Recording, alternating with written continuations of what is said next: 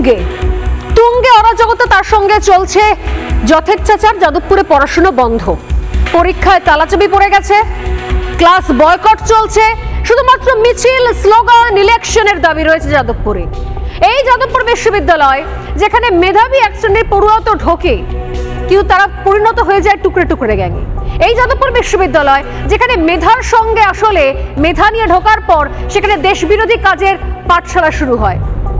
যে শ্রেণী যারা মেধা নিয়ে পাশ করে বেরোতে পারেন তারা রাজ্যে থাকে না, তারা চাকরি, কারণ রাজ্যতে কোনো চাকরি নেই, তারা চাকরির সন্ধানে ভিন রাজ্যে পাড়ি দেয়। হয়তো কখনো মুম্বাই, কখনো দিল্লি, কখনো গুজরাটে গিয়ে চাকরি করে, বা কখনো বিদেশে গিয়ে চাকরি করতে হয়, আমেরিকা, কানাডায় চলে যান তারা।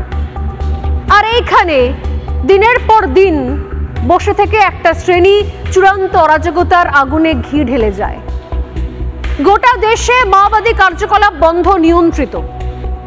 সেই মাওবাদীদের চূড়ান্ত আতঙ্ক, সেই আতঙ্ক থেকে মুক্ত হয়ে গেছে বিগত কয়েক বছরের নতুন ভারত। এখন কথায় কথায় বোম পড়ে না, কথায় কথায় পুলিশের গাড়ি উড়ে যায় না।